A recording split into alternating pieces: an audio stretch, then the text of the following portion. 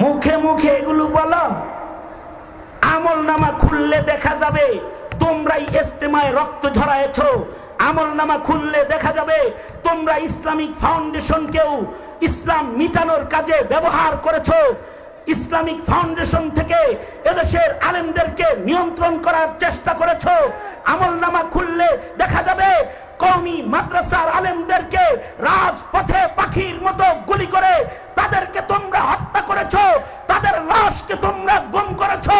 আমল নামা খুললে দেখা যাবে জায়নামাজ বিছায়া ফজর পর্যন্ত বসে থাকলেও মুসলমানের রক্তের উপরে বসে থাকা তুমি নিজের জন্য জরুরি মনে করেছো। আমল নামা খুললে দেখা যাবে। আমনজবা সুজাদ বেশি বলতে গেলে পরে ওয়াজ করার টাইম পাওয়া যাবে না। অবশ্য এগুলো ওয়াজ, জাতির জন্য ওয়াজ। মুহতারাম হাজিরিন, মহান রব্বুল আলামিন যিনি আমাদেরকে বানিয়েছেন, আমাদেরকে বানাইছেন কে? জোরে আওয়াজ করে বলেন কে? শুধু আমাদেরকেই বানান নাই, আল্লাহ পাকের অসংখ্য অগণিত মাখলুকাত আছে যা আল্লাহ তাআলা বানাইছেন। তবে এই মাখলুকাতের মধ্যে আমাদেরকে অর্থাৎ মানব জাতিকে তিনি শ্রেষ্ঠত্ব দান করেছেন। সারা পৃথিবীর সকল মাখলুককে মানুষের খেদমতে লাগিয়ে আল্লাহ তাআলা মানুষকে আল্লাহ পাকের জন্য মনোনীত করেছেন। আদ-দুনিয়া খুলিকাত লাকুম ওয়া আনতুম খুলিকতুম লিল আখিরাহ। আল্লাহ পাকের সৃষ্টির ভেতরে বহু আশ্চর্য সৃষ্টি আছে, মানুষের চাইতে আশ্চর্যজনক সৃষ্টি নাই। আল্লাহ পাকের সৃষ্টির ভেতরে সবচেয়ে সম্মানিত সৃষ্টি মানুষ। দৃশ্যের অদৃশ্যের যত সৃষ্টি আল্লাহ পাকের আছে এর ভেতরে দামি মানুষ। আল্লাহ পাকের অদৃশ্যের সৃষ্টির ভেতরে আল্লাহর মনোনীত একটা সৃষ্টি জিন, আর দৃশ্যের সৃষ্টির ভেতরে মনোনীত একটা সৃষ্টি ইনসান। উভয়কেই আল্লাহ তাআলা আলাদা উদ্দেশ্যে বানিয়েছেন। আল্লাহ পাকের কোনো সৃষ্টি আল্লাহ পাক অনর্থক বানান নাই। মা খালাকতা হাযা বাতিলা। আল্লাহ পাকের সকল সৃষ্টিরই উদ্দেশ্য রয়েছে। উদ্দেশ্যবিহীন আল্লাহ পাক একটি পোকামাকড়, কীড়া, একটা ছোট কোনো পিপিলিকাকেও আল্লাহ তাআলা উদ্দেশ্যবিহীন বানান নাই। আল্লাহ পাকের এই সৃষ্টির প্রাথমিকভাবে দুই প্রকার। এক প্রকারের সৃষ্টি হলো দৃশ্যের, যে সকল সৃষ্টিগুলো দৃশ্যমান দেখা যায়। আর এক প্রকারের সৃষ্টি হলো অদৃশ্যের। আজব আজব আল্লাহ পাকের কুদরতের কারিশমা ঘটেছে আল্লাহ পাকের সৃষ্টিকুলের মাধ্যমে।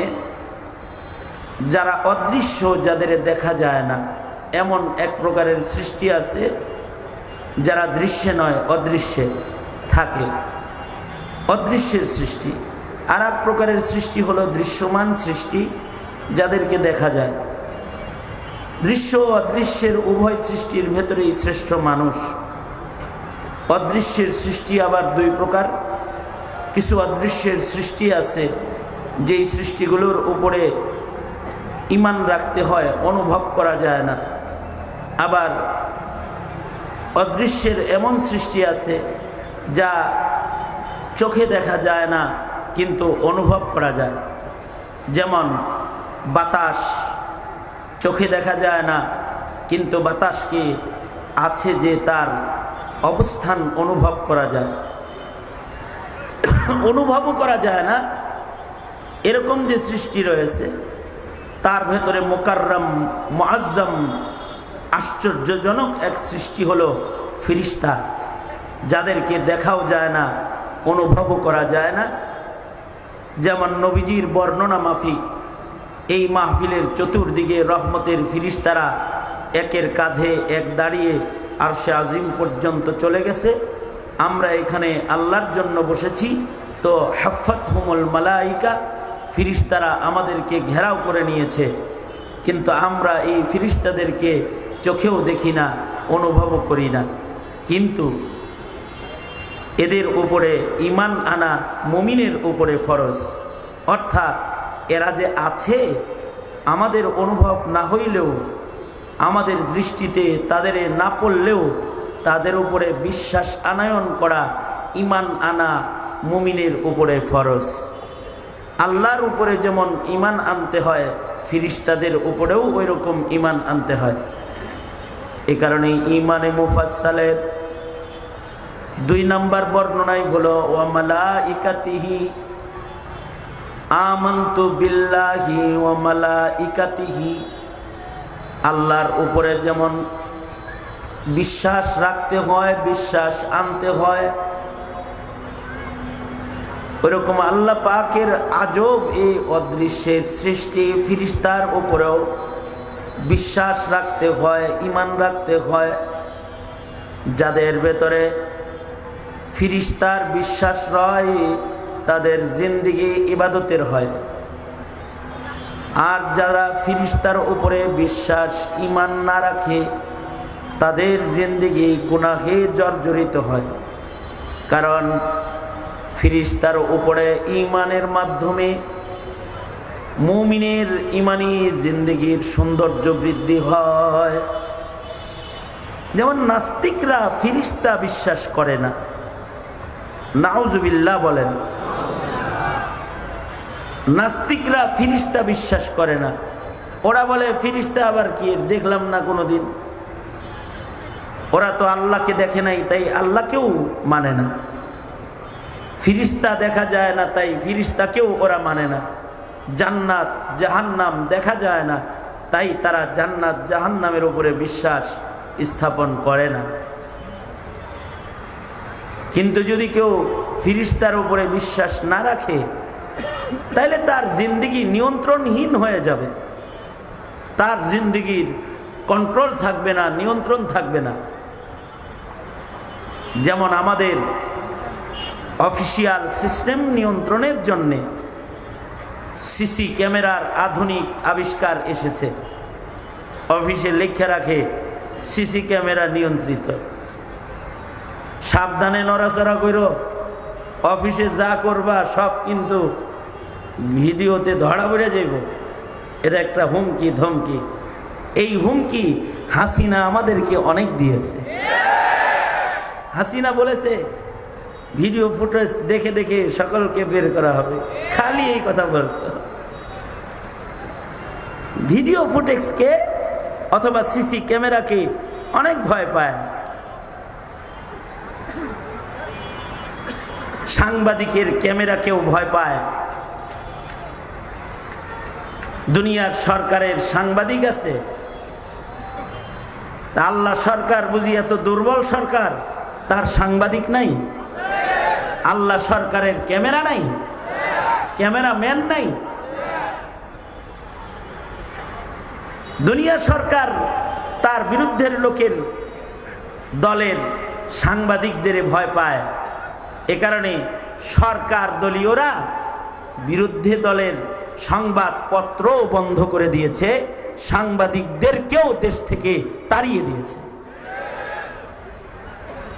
বিএনপি যারা করে এমন সাংবাদিক দেশে নাই, আছে না নাই? হ্যাঁ, অথবা বিরোধী দলের সংবাদ যেই পত্রিকায় ছাপা হতো সে পত্রিকা বন্ধ করে দিয়েছে, অস্তিত্ব আছে না নাই? বিরোধী দলের নিয়ন্ত্রিত চ্যানেলগুলো শাপলা চত্বরকে যারা ভিডিও করেছে তাদের ক্যামেরাকে আওয়ামী লীগ জব্দ করেছে, ঠিক না? ভিডিও ফুটেজকে তারা উধাও করেছে। যারা শাপলার সংবাদ প্রচার করেছে তারা তাদেরকে বিভিন্ন ধরনের হয়রানি করেছে। সংবাদ প্রচার করলে কেন? তার মানে ভিডিও বা ক্যামেরার অথবা সাংবাদিকের একটি মূল্য আছে। কিন্তু দুনিয়ার সরকার তো সাংবাদিক ধরতে আরে, অথবা তাদের সাংবাদিক যারা ছিল তারা সব এখন দৌড়ের উপরে আছে। এদের কিছু সাংবাদিক ছিল না, তারা দৌড়ে আছে। তাদের সাংবাদিকরেও কি করা যায়? ধরা যায়। তাদের সংবাদ মিডিয়াকে দখলও করা যায়। যেমন বিটিভি তাদের সংবাদ মাধ্যম ছিল, নিজের মতন করে সব খালি নিজের কথা এর ভেতরে প্রচার করত। আপাতত বন্ধ পজিশনে আছে, তাদের খবর আর প্রচার নাই, কারণ এটাও দখল করা যায়। কিন্তু আল্লাহর সংবাদ, আল্লাহ পাকের সাংবাদিক যারা আছে তাদের ধরা যায় না। আল্লাহ পাকের ক্যামেরাম্যানের ক্যামেরা ভাঙ্গা যায় না। আল্লাহ পাকের সাংবাদিকের লেখা মুছে দেয়া যায় না, বন্ধ করা যায় না। তাদের কলম ধরা যায় না, তাদের ধরা যায় না। আল্লাহ পাকের ফিরিস্তার সাংবাদিক প্রত্যেকটা মানুষের কান্দে কান্দে আছে, ঠিক কিনা? জোরে আওয়াজ করে বলেন। কোরআন বলে কিরামান কাতিবিন ইয়ালামুনা মা তাফআলুন।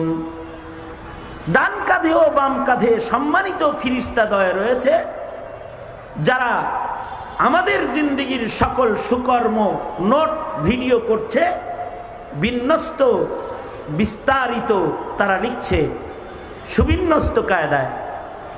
আর বাম পাশে সাংবাদিক যিনি আছে, তিনি আমাদের কুকর্মগুলো সব নোট করতেছে, ঠিক না বেঠিক? আল্লাহ পাকের নির্দেশে এই ফিরিস্তা নামক অদৃশ্যের সাংবাদিকে সব করতেছে, কিন্তু আমরা চর্মচোখে দেখি না এবং আমরা অনুভবও করি না। কিন্তু কোরআন বলে ময়দানে মাহশারে তাদের সংবাদ রিপোর্ট আমাদের গলায় দিয়ে আল্লাহ আদালতে কিবরিয়াতে আমাদের সবাইকে দাঁড় করাবে।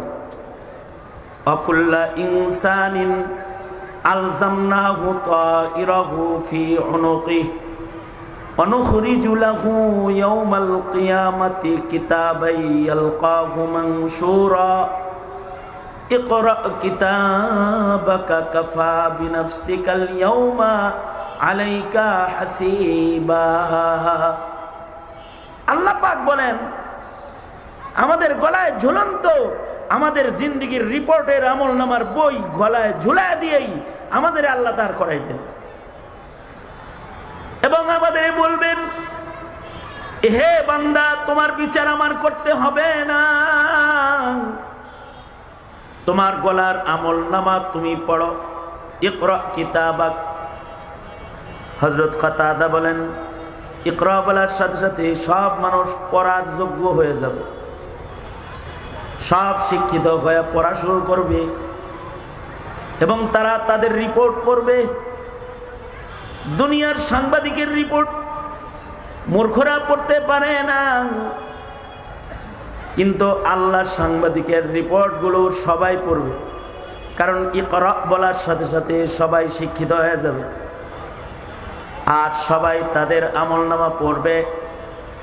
কোরআন বলে তারা বলবে, মা লিহাদাল কিতাব লা ইউগাদিরু সগীরাতান ওয়ালা কাবীরাতান ইল্লা আহসাহা।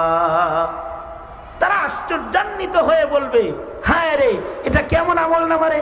সব সাংবাদিক দূর করে দিয়া ইলিয়াস আলীরে গুম করলাম, কে কে ছিলাম সব দেখি লেখা আছে রে।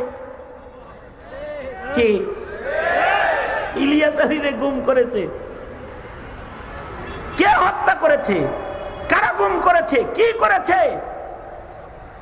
হাসিনা।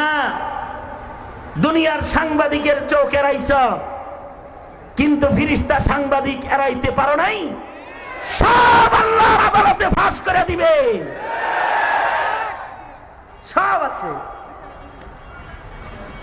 রাতের অন্ধকারে শাপলা চত্বরে আলেম তলবে ইলমের রক্তকে রাজপথের কার্পেট বানিয়েছিলে, আর ভোর হওয়ার আগেই গরম পানিতে ধৌত করে রাজপথকে সাদা বানিয়েছিলে। কে কে গুলি করেছিলে? কার নির্দেশ করেছিলে? কয়জনকে গুলি করেছিলে?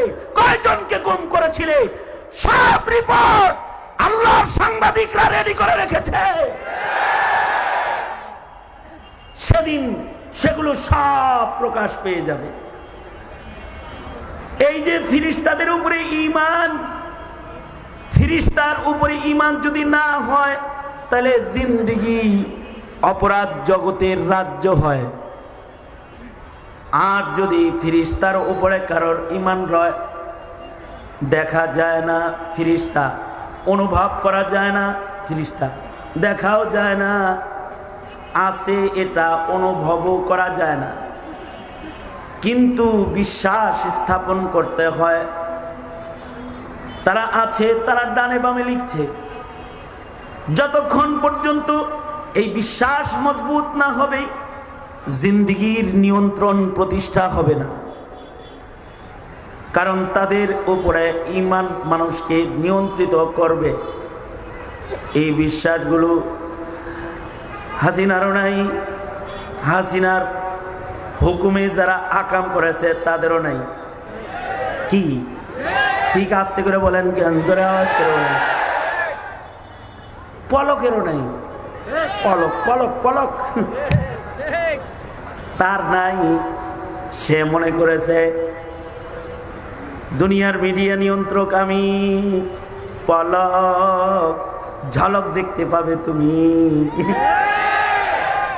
যেদিন হাসরের ময়দানে আল্লাহর সাংবাদিক সব কিছু ফাঁস করে দিবে, রেডি হয়ে থাকো। ওটা তো আখিরাতের বিচার। দুনিয়ারও একটা বিচার আছে, কিন্তু সেই বিচার করতে বিচারের মঞ্চ দখল করতে হয়। দুনিয়ার বিচার করতে আদালত দখল করতে হয়। আওয়ামী লীগ আদালত দখল করে ট্রাইব্যুনাল গঠন করে করে বিচার করেছে। এখন তোমাদের চান্স এসেছে। তোমরা যদি ট্রাইব্যুনাল গঠন করতে পারো, শাপলা চত্বরের রক্তের বিচারের ট্রাইব্যুনাল, বৈষম্য বিরোধী ছাত্র আন্দোলনের নিষ্পাপ ছাত্র জনতাকে পাখির মতো গুলি করে হত্যা করার ট্রাইব্যুনাল তোমরা যদি গঠন করতে পারো, এদেশের দেশ ও স্বাধীনতা রক্ষার সিপাহী এবং সৈনিক বিডিআর যারা রয়েছে তাদের বিচারের ট্রাইব্যুনাল যদি এক সময় তোমরা এগুলোকে গঠন করতে পারো, তাহলে আখিরাতের বিচার না, দুনিয়াতেও হাসিনার বিচার হবে, তার দোষরদের বিচার হবে।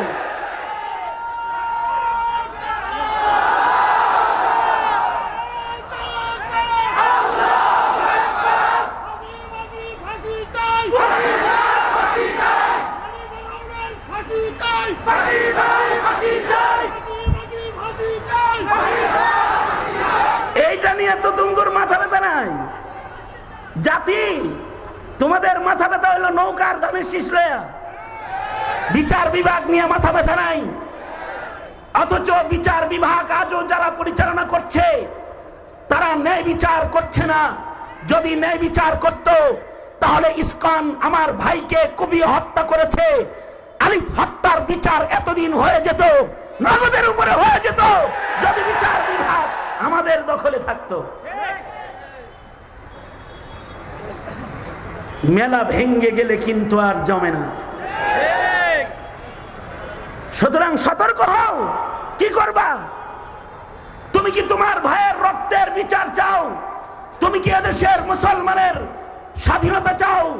তুমি কি স্বাধীন সার্বভৌম ইমানের এই ভূমিতে মুসলমানের ইবাদতের রাজ্য চাও, নাকি তুমি এই দেশকে খুনের রাজ্য করতে চাও, হেলমেট বাহিনীর রাজ্য করতে চাও, ধারালো অস্ত্রের খুনি কুখ্যাতদের রাজত্ব কি এদেশে প্রতিষ্ঠা করতে চাও কিনা? সিদ্ধান্ত নেওয়ার বিষয়, সিদ্ধান্ত নেওয়ার সময়। সুতরাং উলামায়ে কেরামের আয়োজনের এ মহা সম্মেলন থেকে বলছি, এহে মাধবদীবাসী, জবাব দেওয়ার দরকার, প্রস্তুতি নেওয়ার দরকার, অধিকার আদায়ের দরকার, বিচার প্রতিষ্ঠা করার দরকার। যদি আওয়াজ আসে ঐক্যবদ্ধ হয়ে এর উপযুক্ত জবাব দিতে জীবনের বাজি রাখলে জীবনের বাজি রাখবে, রক্ত লাগলে রক্ত ঢেলে দিবে। বিপ্লব দরকার হলে বিপ্লবী হয়ে ময়দানে দাঁড়ায় যাইতে রাজি থাকবে ইনশাআল্লাহ।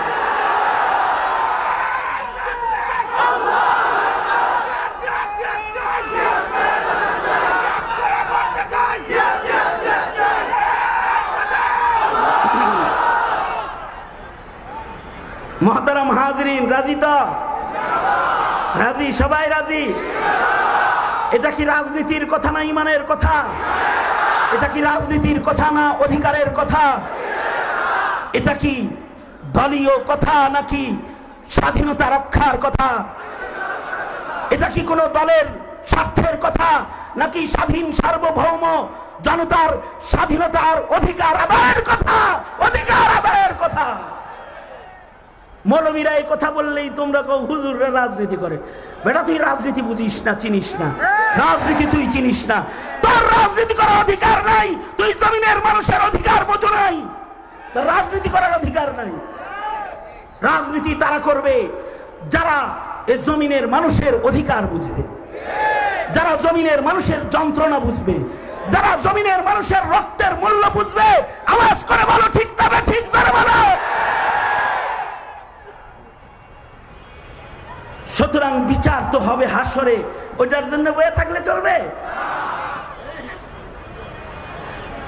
হাসরের বিচার করার জন্য কোনো সাংবাদিকের ক্যামেরার দরকার নাই,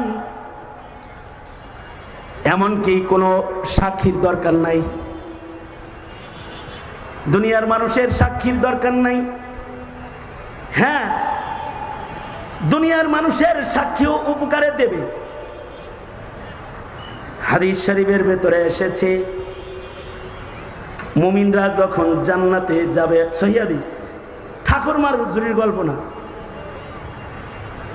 হাদিস শরীফে আসছে মুমিনরা যখন জান্নাতে যাবে, মুমিনরা জান্নাতে যায় বলবে, ওগো আল্লাহ, ওই মুমিনগুলা কই যারা আমগর লগে ওলামা পরিষদের মাহফিলে ছিল, হেরাকো এটা বলবে, আল্লাহ ওই মুমিনগুলা কই যারা আমগর লগে মসজিদে জামাতে নামাজ পড়েছে, ওই মুমিনগুলা কই যারা কাফের কাফের কাদিয়ানি কাফের আমাদের সাথে ইমানের স্লোগান তুলেছে, তারা কই? হ্যাঁ করে দেখি জান্নাতে খুঁজে পাইতেছি না। তারা বলবে, ওগো আল্লাহ, একসাথে ওয়াজ শুনেছি, একসাথে তাফসীর শুনেছি, একসাথে নামাজ পড়েছি, ও হে রব্বুল আলামিন, একসাথে আমরা সংগ্রাম করেছি, একসাথে শাপলা চত্বরের আধার রাতে ঘুমাইছি, একসাথে আমাদের গায়ের রক্ত ঝরাইছি, কই কই তারা কই? ও আল্লাহ তারা কই? হাদিসে আছে আল্লাহ তাআলা বলবে, তোর লোকে ছিল বটে কিন্তু ওর গুনাহ বেশি হয়েছে দিয়ে দোজকে দিছি। তো তারা বলবে, আল্লাহ আমরা না তাদের ইবাদত দেখছি। আল্লাহ তখন বলবে, ঠিক আছে, তোরা যেহেতু তাদের ইবাদতের সাক্ষী দিছ, তাফসীর শোনার সাক্ষী দিছ, জিকির করার সাক্ষী দিছ, ইমানের স্লোগানের সাক্ষ্য প্রদান করেছ, তোদের এই সুবহানাল্লাহ বলার লাগে রেডিও না, আগে বলেন না, আগে বলেন না। আল্লাহ বলবে, যা তোদের সাক্ষীর কারণে এই গুনাহগার মুমিনদের দোজখ মাফ কইরা তোদের সাক্ষীতে আমি এখন ও করে দোজখ থেকে বাইর কইরা জান্নাত দিয়ে দিলাম। সাক্ষীর উপকার আছে না নাই? জোরে বলেন। আছে উপকার, কিন্তু আল্লাহ তাআলার কারার বিচার করার জন্য তুমগর মতো আমগর মতো লোকের সাক্ষীর কোনো দরকার নাই। কারণ আল্লাহর বিচারের জন্য মাটি সাক্ষী দিবে, ইয়াউমাইদিন তুহাদ্দিসু আখবারহা, আল্লাহর বিচার করার জন্য কান্দের ফিরিস্তা সাক্ষী দিবে, আমল নামা সাক্ষী দিবে, মালাইকারা সাক্ষী দিবে। কাতার কাতার হয়ে আল্লাহ তাআলা সেদিন ফিরিস্তাদেরকে, সাংবাদিকগুলাকে ভিডিও ফুটেজ সহ সব সহ সাক্ষী হিসাবে দাঁড় করায় ফেলবে। তা আমাদের সাক্ষীর দরকার হবে না, এই আমল নামাই সাক্ষী যথেষ্ট হবে। আল্লাহ বলেন, তোমার আমল নামাই তোমাকে বলে দিবে তুমি কি নামাজি, তাহাজ্জুদ গুজার নাকি খুনি, তুমি কি সেবক নাকি শোষক, ঠিক কিনা? জোরে আওয়াজ করে বলেন। খালি গল্প বললে কাম হইব? গল্প করলে কাজ হইব বেটা? একটা সময় গেছে আওয়ামী লীগের ইউনিয়নের নেতারাও মাহফিলে যে আমাদের ওয়াজ বন্ধ করে হেরা ওয়াজ করছে। আর তাদের ওয়াজ কি ছিল জানেন? আমরা করি আল্লাহ রসুলের ওয়াজ, হেরা করতো রাবেয়া বসরির ওয়াজ। হেরা কি ওয়াজ করতে জানেন? হেরা ওয়াজ করতো আমাদের নেত্রী ডেলি তাহাজ্জুদ পড়ে, আমাদের নেত্রী ইশরাকের নামাজ না পড়া জয় নামাজ থেকে উঠে না, আমাদের নেত্রী ডেলি কোরআন শরীফ পড়ে, আমাদের নেত্রী মুত্তাকি পর্দা করে, আমাদের নেত্রী প্রতি উপজেলায় উপজেলায় একটা করে মসজিদ করেছে, এগুলো বলতো।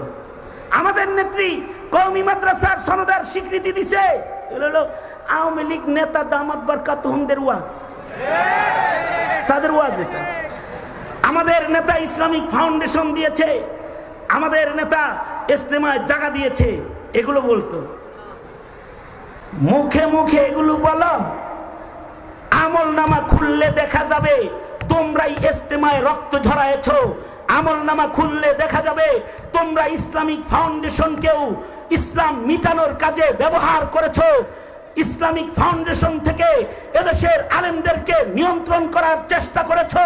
আমল নামা খুললে দেখা যাবে কওমি মাদ্রাসার আলেমদেরকে রাজপথে পাখির মতো গুলি করে তাদেরকে তোমরা হত্যা করেছো, তাদের লাশকে তোমরা গুম করেছো।